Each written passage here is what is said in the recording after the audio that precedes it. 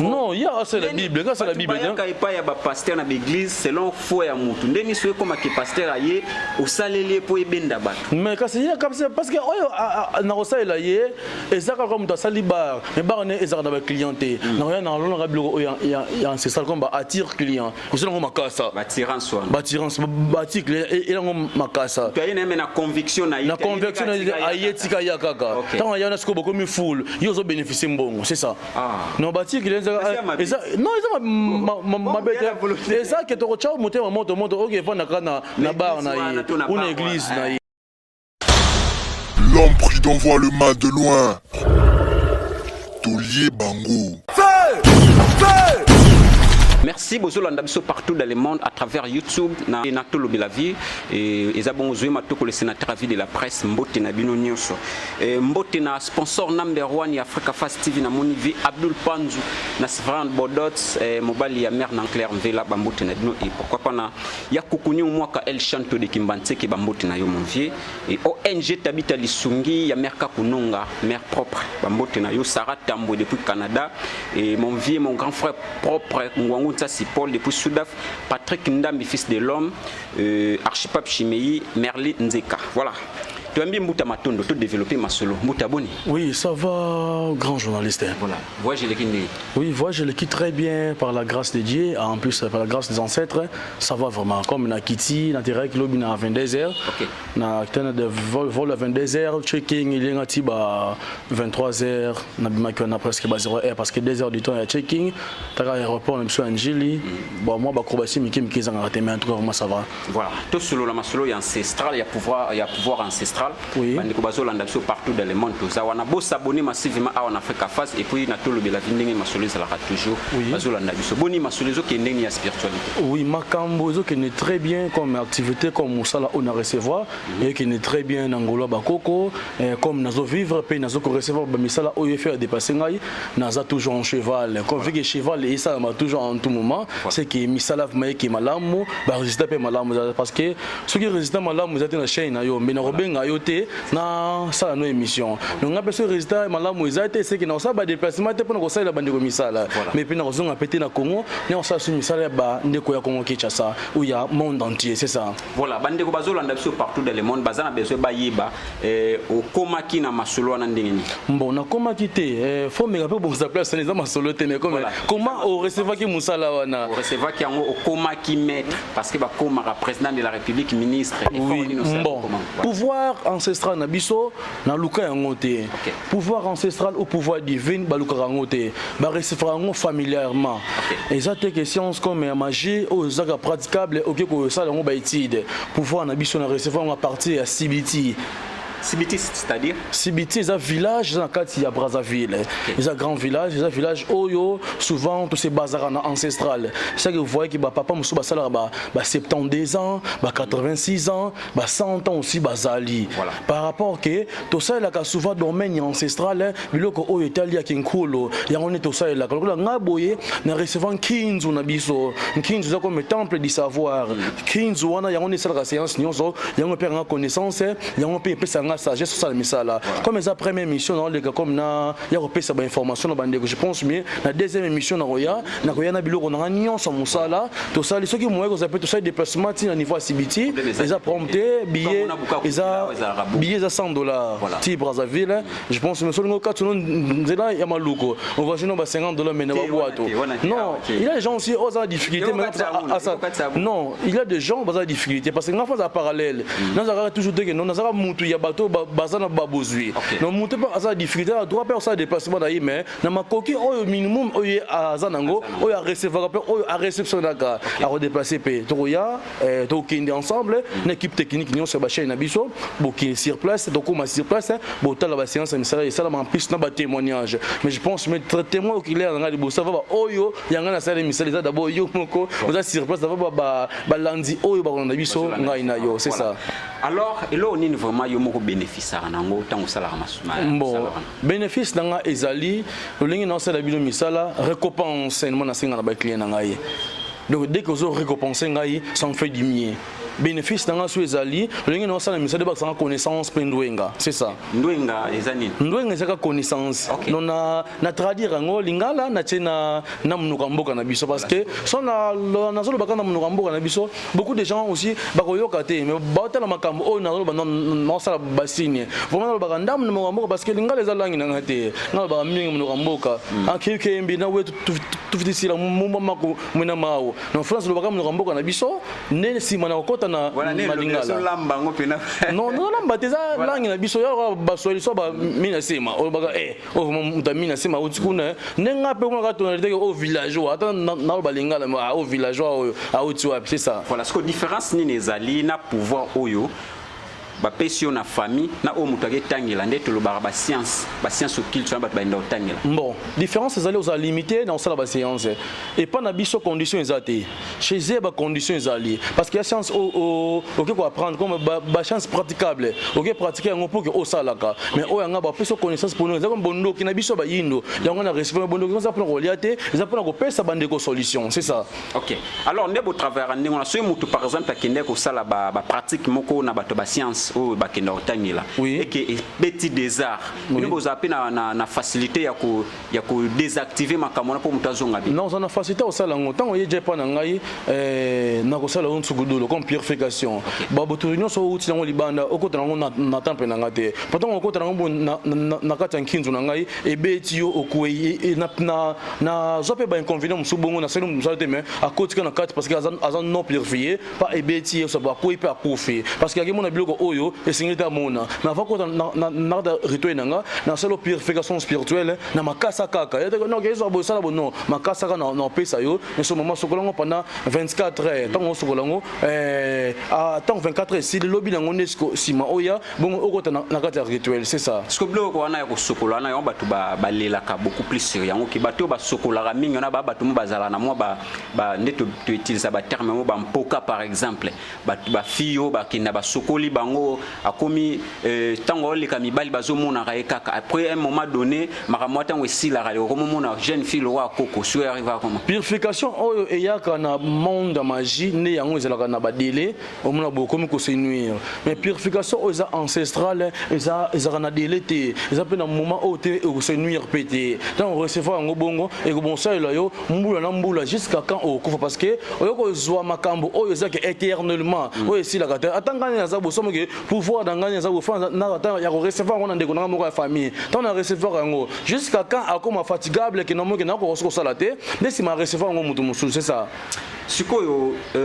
ba blo ndebo travailler ndengwana alors mutu azana na connaissance ya makambo wana te parce que mutu foye belo ko zo sala tant mutu ayeka no sala bona na posa mi bali balanda nga ebele alors au salilier au PC ka mambo oyo yebi te sko suka na ben convenir aux est-ce que oko tuna ndoki comment aliaka mutu ko yeba te on eza ba secret de base na ngai le na sala musa son na mode de développement na média c'est que yo peut comme on spirituel c'est ça que vous voyez ba petit bitinda o bazala ya ngai bango bakoma ba praticable ba sala ba science mususu a compé que non yesu maître spirituel il y a comme homme spirituel mais tandis que asana connaissance te pe sagesse te ya ko sala musala oyo pour appeler ça une solution ya on moni kongi ça beaucoup de charlatans babimi comme il y a ba magicien mais a bien ko pe une solution te on va muto dépenser 100 € na ou 100 $ na pour la solution sans de musala mais muto on pas une solution te ya on bato comment na kanda nga pe yango et puis na kanda ya on na rappelé ko contre ba magicien pour na ko sala makambo etangami ancestral pour ko pesa bande ko solution c'est ça so aux médecins des ala ratoke na hôpital ba traiter biso ba pesa biso kir ya ba kistomela oui médecin o biso ke oyo melango tambo o melango herbo oui so e pas na bino eza ki osali na rotiki muta non il y a d'autres gens aussi ba yana ba traitement spirituel et aussi on peut na pesa ba kis lo lenge ba pesa na hôpital parce que oya séance non au recevoir quand recevoir séance on nkinzo fonctionne et travaille automatiquement comme on a dossier comme il y a portefeuille divine comme multiplication et reproduire sur place pesa le séance automatiquement au recevoir mais o étalé que ba maladie incurable ainsi de suite au recevoir ba séance de travail tam so on en base on a 24 heures été na peut tam une semaine ou 2 semaines pourtant et comme on a bon il y a traiter yo pour nos solution que seigneur ba mbaso ezali non mbaso ezali ya ça dépend qui so baocha yo era médecine te que non to me gana opé aspirin tam sou fièvre kita to me gana copé dipyrone tam sou fièvre kita to peut doliprane pour na fièvre kita plus rapidement mais ngana ba séance makasa na ça que non oyo ko benda mbala moko nani mai ya pota no pona pota et mata plus facilement c'est ça. Siko batu mingi balelaka beaucoup plus na bino ba jeune maître bozobima bazo ki simba ba kisi ba obela ma boma mutu amonika ke no ngana kokite fo luka vitesse aya lukio vitesse so tombo ka biloko wana et puis bo vivarango au jichango comment non jichango mabete ça par rapport que non na benga ka mututé mutunya ko benga ngai na force peut-être que mutu a contacter nga pour la solution oyo azara intéressé ndeye mutu a contacter nga c'est que oyo ko recevoir c'est que na besoin na déjà mais ozo solution té pour ozo peut-être que si kanini oyo ko la solution yene mutu ya envers nga pour la solution pas tellement que aya envers nga pour que se nuire mais pour na assez évoluer vine pe ekeliboso c'est ça surtout karba misusu nde ba sala ba témoignage na ba télévision que ce qui mutu aye il faut à consulter d'abord famille naie ceux qui baza pourrait to ba kotara ba biloko wana non consultation nga na sala ezaka fune ba clan ancestral na yo na kati ya clan na wana yango ne osala nga descendance au plus solution na sala yo na kati ya clan na bozana ba différentes sortes à pouvoir au biso ba inu to sala ka na ba différentes sortes à pouvoir na biso wana descendance spirituelle go conduire nga comment na coalition ancestrale na yo où il y a pouvoir divin na bino pona kota na kati pour ba pesa nga solution il y a comment na introduire dossier na yo en plus comment na repère solution c'est ça so monique na famille ya mutuana et sengite que no azala na babilo kwana bon la plupart oyonga na sala que ça ancestral mutunyo so na besoin aux solutions ancestrales ata aucun hôpital obela mbaso boy obota to ki ba chauffer ba matrice si c'est combien de fois aux la solution na ko incliner pe na ko kota automatiquement pour la solution c'est ça voilà les autres mo ba problème sur les kanamboka ba problème ya mboka le temps que na utilisateur mais mon bien no ba ba ngunza sikoyo appui na bino apport na bino ezalaka nini mboka nini parce que nganda 50 Brazzaville za na Congo na miso Congo ya biso RDC Congo ki tshasa eloko zo bomango za nini ezobomate mais eloko oyo bato dia bango baposséder nango voilà par rapport ke bamindimaka te oyo bango bazali or awa mpe bapouvoir ezali parce que kongo kisana kongo Brazzaville ezaka eloko moko eza mai moto ekaboli biso lingala koloba yango mpe kuna ndeko mosu aloba mpe akoyoka bien sûr akoyoka nyonso te ntango oza na kondima te makambo oke recevoir c'est ça ke bokuta na bainconvénient faut kondima eza d'abord de soi-même epa na yo moko avanga na salelo mosala mais soki oza kondima te oza solution comment oza solution te yango ozomoki bokuta na parce que nous sommes nombreux mais oh c'est la pouvoir divine tous nombreux oh c'est la pouvoir c'est ça toi nombreux maintenant à pratiquer la science et magie mais magie on apprendre nango tant apprendre bongo et à pire solution on a limité faut que tu na 19e chambre ou na 8e chambre tam so air des esprits parce que toi ba air ba esprit au ba salaka là mon matin sur 12 heures ça air ba esprit ba recirculer là ba esprit impire ba au ba recirculer dans ba recirculer bongo ce que ça ni tam so ndeko mso sali chasse ya maladie et outi na nzoto na yo na chasse on na boa kiango o so yo za purifier so oza en secret comme kangi nzoto de ezuyo c'est vrai que ba inconvénient bien d'abord mais si pas na biso moi tant on bota ma faut ba kangi ma nzoto tant ba kangi nzoto inconvénient moi ezoyo ils étaient ba fond ba porte nyonso na ancestral c'est ça c'est le lenge mo que moi na bota mina motolo munene mais toujours motolo toteki yango je pense mais ya yo bateka yango te bateka oneli non o teka ngo par rapport que non ba kun so ba kuni motolo na yo motolo za munene ta motolo za munene bon c'est nous 50 fois ou 100 francs toujours 100 francs au so mukate na ozi soit mbongo na bazon solo obwa kya ngona nzela o nyo so ba tinda nanya yesu mais uta mwana bota misika so ba tinda nanya mais maman c'est on a dit moi à partir ba 3 mois 4 mois mutolo et comme obeta e so ebete bongo et ça passe moi na ale là tant ale là bongo so bo sala ngote tina mukono mo mutolo e ko munene mais faut boteka yango pona ekene esika mususu et pas na elongwa aza envie abota comme déjà abota mi envie boye aza déjà envie 3 mois 4 mois ya 4 mois déjà c'est que aza déjà envie mais à survivre c'est ça. OK alors sikoyo au niveau mais ça domaine au travers makasi bato bazolanda bakotala bayebake mbuta matondo à travers boye. Nous sommes basés souvent dans le portefeuille divin, en plus dans un traitement spirituel ou étalien et ancestral. Aux solutions plus facilement. Pourquoi Karami Balewana? Natimi Balé, tu as un portefeuille divin, il y a un cas ancestral. Tu as un ancestral et puis c'est solution nous serons pour ça. Maladie, spirituellement et physiquement. Il y a un traitement facilement, c'est ça. Alors, bandeko bazolanda biso ko ba ki ko retenir ni na fatu kota suna ba oyo ba olanda biso na tandoike comme na niveau ba chaîne na biso ba retenir que solution ya maimance aux allons besoin et ça basé toujours na ancestral comme beaucoup qu'on a biso ata okeno na banzela ya maisha mo ka solution aux alaté à part pour que baza ba pratiquant le minimum limité ya repère sur solution c'est vous voyez ba bon ebile ba comme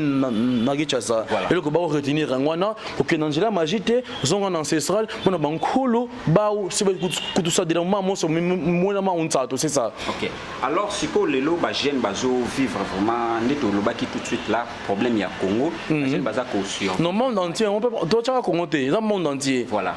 parce que biso to vivre na Congo ndé tozo mona ba réalité awa ya Congo nan. Un super yo ke Belgique ou Paris makam o zaki na souffrance aux OK qu'on appelle aux na souffrance kana boule ya robima. Mais comme mais ça par rapport que il y a pas vivacité na makambo yo azwa azwa ngote ne a s'en sortir il y a beaucoup de gens peut bava na conquête ça mais bazo vivre très bien na muto na poto oui bazali yo bo vivre bien ko muto na poto non vivacité là yo parce que vous êtes bien vous êtes à l'aise vous travaillez c'est ça. Mais il y a des gens qui ont musala te mekena poto azu musala nzamba tia mutu na coalition na ye que date ki ngani bo ko recevoir makambo ko voyager OK bo de coalition on to ça il y a des tracés et pas nzambe ni mtu a conduire biso na ça bo 100% nzambe ndako sala te parce que na nzambe la nzambe o ya kela biso c'est ça. Alors tozo mona lelo ba réalité ya ba pasteur marambo bazo sala na Congo ya biso ya RDC to na Congo ya ngambu mingi sko na Congo ya RDC awawa. Oui. Bozomo ba biloko na ba pasteur bazo sala ba démonstration moko boye oyo to mona ko mingi pe bato ba kisi ba sala ngo ba pasteur pe ba mo sala so na comprendre très bien ba minga pasteur Joël Francis non ba bon pasteur Joël Francis non tanga oyo yo otala ki mingi parce que ba yeti to ba misusu te mais tout monde en réalité ba témoignage mutandeki ke na kene église moko boye na bumbu na nini boye pasteur moko boye alors tout le monde na sko ba pasteur mo presque nyonso ba comme na ba biloko. OK merci ce que mon ba pasteur un pasteur fa peso solution na Bible connaissance ni na Bible. So moni pasteur azo sala ba démonstration na église et ça as un magicien na batami na sim église on a recevoir bandimi a surgérer bino tant a surgérer bino bongo yesu ko zo bénéficier na sima na bino tanis que makabo asala za ngo magie tant a recevoir ngo bongo a sala makamo ya ko baluka on a appelé ça solution or na niveau ya science ya magie donc solution des sciencistes ba sala ba science na bango a ko batama na sima nzambe ma sala science quelqu'un tam sous vodo tam so ça la gana dangereux tam so asala maikari mais abata mi kan na sima nzambe pour na appeler ça une solution tandis que nzambe tam d'appeler une solution ba science no ça la ga yango epé ça une solution c'est ça siko autant bo mona ba blo ndengwa na misupe ba ya pa na bino mon oya moni que ni botika bango ba sala ba blo pourtant wa yepa na ke ko sabato auto tanga pasteur Joël Francis na de so tenge no pona nya fatu définir mon hier a recevoir ma camoufle magique na sala ma camoufle ancestral mingi na ancestral comme na biso et pas bangunza comme banki wankolo solution ezaka uniquement facilement mais ce qui est na ba église au pratical ba o ba sala ba science magique au mona ka bokaka solution comme minimum mote comme l'église mo ka jeune garçon mais à l'église à mo comme l'église à mo comme église poni bazo manipuler ba tiko bongo bazo sikoyo étoile na yo pasteur mo sala ngo a memo na niveau ya montagne pour na bango yango ya mo sala mo ka pasteur mo pas fuka pasteur qui est pauvre il y a beaucoup de pasteurs mo na bater na ba winze mais lobi mo ka yona a comme l'église amnene nzama pamboli était a vacciner connaissance ya magie yango nde mona fongo l'église pour EPC makam c'est ça connaissance sur ba pasteur ba bakisaka wana oui qui ndape plus loin ba comme na petit na ba âge moko boy bazala ka bon selon ba c'est limitaka tout ça comme je dis à pasteur makasi pe moyembe makasi l'église ne zape et katana surtout du pasteur Denis Lessi azaki makasi azaki pasteur de la nation prophète de la nation. Asala babekam sur ma casse, mais bekam sur la suite qui non pouvoir éliminer façon à renouveler pouvoir mais azobanga parce que ami pesi trop na babese ya plateforme. Oh plateforme peut se makamate plateforme ça que ya côté ya bandeko balanda Bible au connaissance la Bible oyo nzambe atikela yo au connaissance la Bible oyo tangeli parce que nzambe tem ndatika mtu connaissance la Bible. En gros nzambe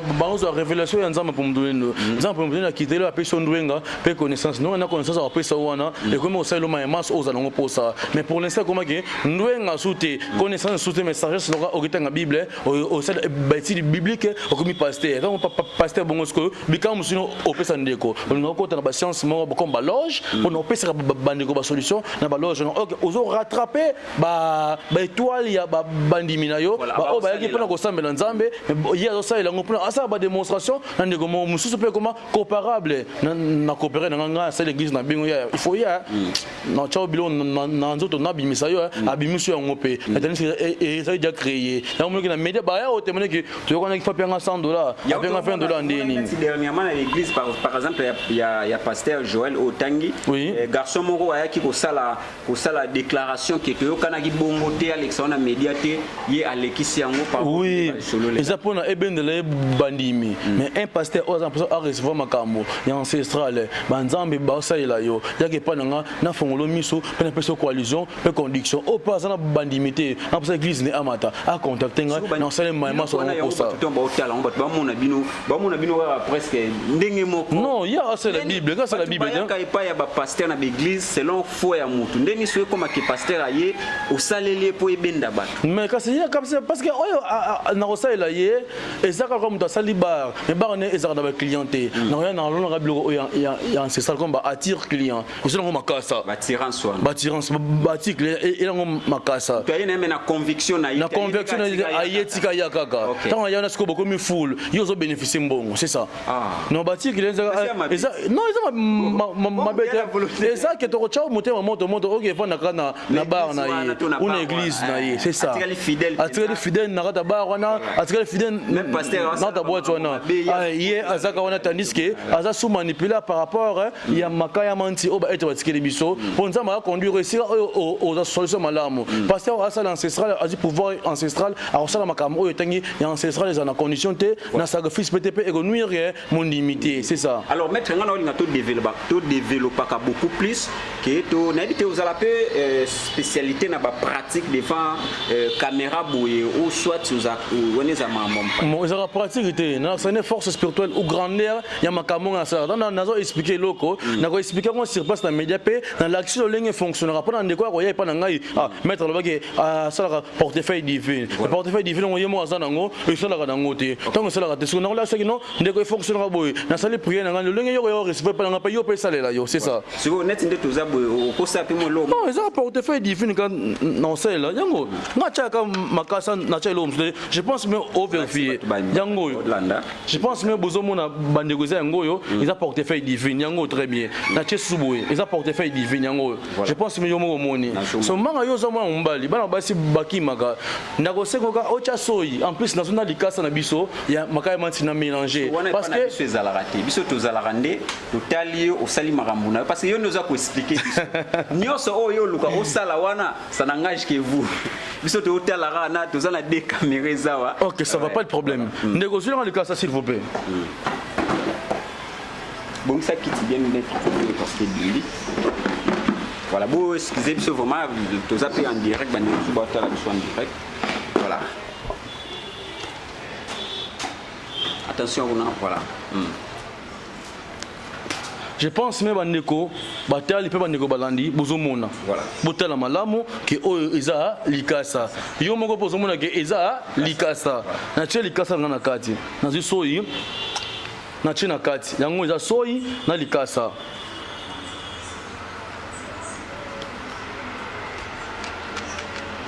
yango na che soyi na likasa eza sur place soyi na likasa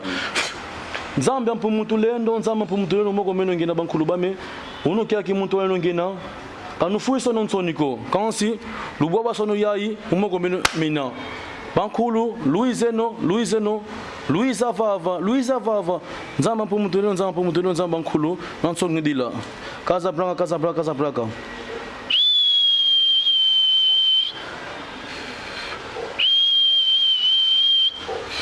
Bisimi Biamaza, Bisimi Biangambu, Bisimi Biakulumuka, Unukia Kimuntu Alungina. Portefeuille divin, loi Lampana, loi on gisal dengan mama monso dengan mama unsato. Kansi Vava yetu na mudini fomu vana antu solution que mudini fo baka mama monso dengan mama unsato. Mukumba se emo MP Vandongo, matondo ko no bankulu ba me.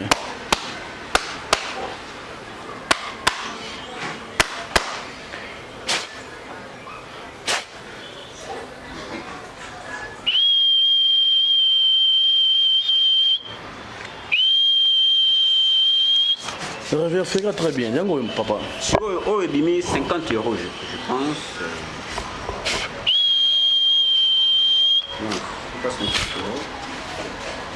Portefeuille divine, c'est la production, oui, et ça kwanza. Et puis, mais c'est tous les sortes de monnaie en boka oyozali. Voilà. Et ça que tu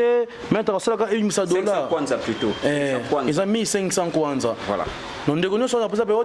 et produit $1,500 et produit $1,500. Bande ko ça na ngola azwa 150 000 kwanza ou 1,500 kwanza na journée et puis melaka yi ako recevoir ngo. Ndeko na après ça paye $1,500 na journée. Ça doit recevoir ngo melaka force spirituelle parce que na 50% Brazzaville, 50% ngolé na zo koyo force ya ngama na biso ya kulumbimbi na niveau ngola na ngomba munene ya onde ça biso solution oyo. Voilà.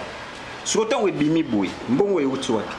Eza na ba banque spirituelle na biso oyo batikela ngai comme un code na biso eza banque spirituelle mpungu na biso eza banque spirituelle kinzo na biso pe eza banque spirituelle et ko pesa yo solution oyo nyonso zango pour ça sans condition selon est-ce que ba pesa condition. Voilà, na ebite. Non, ça c'est pas ça pesa condition mais condition et ko ça sur place. Condition passer za mambo spirituel. Siko ndenge salami boye batu basali ba mankate quelque part na ba batu na ba sala manka basala ba difficulté ba mo sala ba commerce. Alors nous a contacté pour la commerce ne emata et ça les makamno nous sommes en besoin. Voilà. Donc on a recevoir et on sait que na nuirier pe na nyoko lié. Parce qu'on a orienté ko nyoko ya ndeko na moyindo pour na esa ele ma soza ngo pour ça c'est ça. Voilà. Siko yo mutu akoya kozwa porte-monnaie divine plutôt ndenge yo salele ngo bino travailler soka bando salela ngo bisalela salela mwanza pona santime bimaka eza wala musala soda obeta masasi betela te donc yo au contact nga na ko pesa ba directive pe ba processus oyo ko salela jamais ka mamongo obime bo soda mamongo obeta masasi te donc faut mona mungu nene obeta masasi on lo ba faut na posa ya mbongo ndesi mo sala séance des esprits pona esa le onyo so za ngo posa c'est ça. Voilà so bato bakinda na yo nganga différence ezani mais nganga za munganga zinga pe na saka nganga nganga obaza ba nganga za munganga ote daga batu nganga za nganga ya mabema za nganga ote munganga ote batu ne babenga ke nganga na mnoka mboka nganga za munganga ote daga parce que nganga na ote tomba so nganga na opesa portefeuille divine ngabo pe na za nganga na boya ngote. OK so ndeni nezala ke mutu ake hôpital malade yo batambo hôpital mingi ba plutôt trop et simbiti oui mutu pas zo na ndako kufi. Et arrive à que la maladie est spirituelle. Mais bino boke non na mosoni muto akufati. OK. Tant maladie est spirituelle, il y a qu'on ngo et traitement spirituellement na makasa va être basque les biso. Biso pas même toi un logo mon côté au senga devant en disant pour me donner no on ça les biso de maïma so pour ça pour recevoir ngo sans condition, sans sacrifice, c'est ça. Siko avant de clôturer ndenge batu ba Hollanda yo boy ba ko zo ndenge su batu bazana pour ça ba bingo par exemple siko. Bah, au besoin par exemple Sikoyo, numéro de téléphone est plus 243 89 880 23 39 plus 243 89 880 23 39 numéro de Congo Kinshasa et à Brazzaville pardon plus 242 056 26 39 11 plus 242 056 26 39 11 plus 242 056 26 39 11 ya Congo Kinshasa na bandeli suso plus 243 89 880 23 39 R nyonso benga ngai que ce soit dans le banda mboka ta pe normal le parce que na ça roaming na congrès na fait on a réseau sur na kepe na niveau ya point na fait na réseau bon il y a réseau pour na roaming na ça la partie du banda c'est ça. Voilà. Alors le Sinar de Bobozak les épées grand sapeur bambote na place ozali bana nyonso bandeko nyonso bozali banda bozolanda biso bambote na bino. Alors tokomi na biso na suka na ebité question mo ya suka totikeli nango batu mingi bazolela ke ba musicien o ba jeune o ba bimisika bino ndem to bozo fulaka bango et ce qui est tombé que à respecter ba contrat na bino tende ba osila. Est-ce que c'est vrai? Oui, c'est vrai. Na robo yango te parce que musique est ambolaka na kisi 100% la kisi musique robeta te télévision et radio te na sape na ba mission on na simbaka na ba obabima na ba obazobima na za ba on na simbaka non télévision et radio te donc nga sali moi sur musa to solaka na yo na lobilo suzu na boy magamboti na koloba te voilà mystère caché mystère dévoilé te c'est mystère caché et ça na dans mutema et belé ba kina na banda ko nganga bazo ba solution ba lobela yo ba lobelo te et belé pe ba solution awa ndenge ba nda biso ba solution mo ke asune $500 ne ou $1000 ne en posa ou $2000 alors lobelo te mais asune en travers na on peut la grâce na yo c'est ça na yamba ndeko na moko azape mettre aloba non wana bandeko na bina e ba magicien ne oyama parce que ngai na za magicien te c'est ça yepe aloba ba blo yo lobi na émission oyo aloba boy mieux vaut mobali to mwasi akanga moninga na na kisi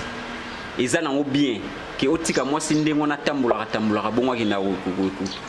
kubulisa eza parallèle numba ya mwasi ne mdosala parce que bango ne ba toloba ke bazala bandumba mais mobali pe oyo azo respecter mwasi na été akomi ko tricher libanda azape ndumba ya mobali donc kokanga eza parallèle kisi pe eza parallèle le recevoir kisi mwasi no pe andrope akanga yo mobali no pe yo po mobali o andrope okanga mwasi na yo eza mabete eza mobete kasi au contredire ondeni siko mutu ba vivre na mwasi neti ngabo mais ya lo ba ke no bakanga ka mwasi pona mwasi a tiko trengale ya lo biboye d'après ye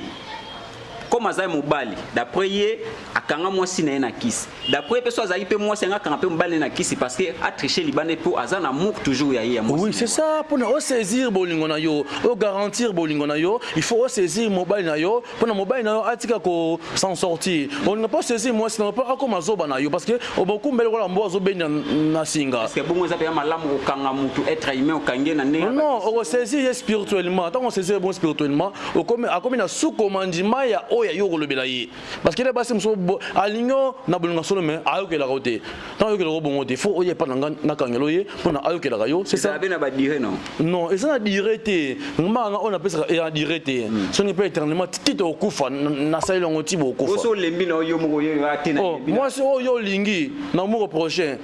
au fond du cœur oye et pas bakanga isa o tamso mo na rager so tu mba on peut amona rager au saisir non au comme bela ke après une minute, on a 10 appels. Non, 10 appels, c'est 10 appels, c'est normal. Désactiver le mobile, on a facilité. Mobile, la pauvre bakangete. On a facilité pour saisir l'opportunité. Il y a quelque chose pour son galibota. Moi, c'est au Kanga. On a moyen financier pour assurer yo. Tam so salaire, mais moi, c'est à fond marché. Tam super ayo que la côté. Moyen financier ou pas, mais ayo que la grande maman, oyo yo le bilaye. Chérie.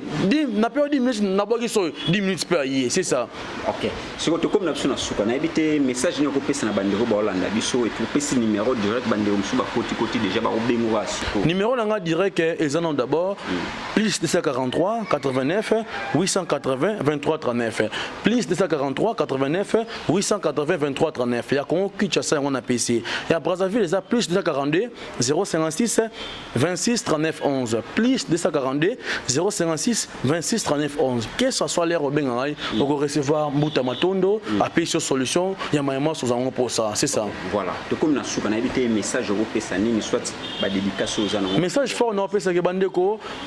bozo tana contacter parce que quand on a pouvoir divin il y a kinkulu na biso o ba être batikela ngai mamno se dérange kayo mamno on a besoin au recevoir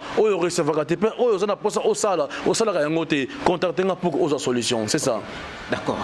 merci to comme na souka ya ba traité tout ça qui lelona mbuta matundu bino moko bolandi to chaki direct et puis bomoni démonstration et salami ezate que non to keno to monter direct ezalaki bandeko balandi bomoni pe bo commenter à travers direct on a to salaki alors to komina suka ezaki bongo sénateur à ville de la presse Zoé Matoko chef d'état-major autrement dit na kotika tante tek L'homme prudent voit le mal de loin. Tolier Bango. Feu!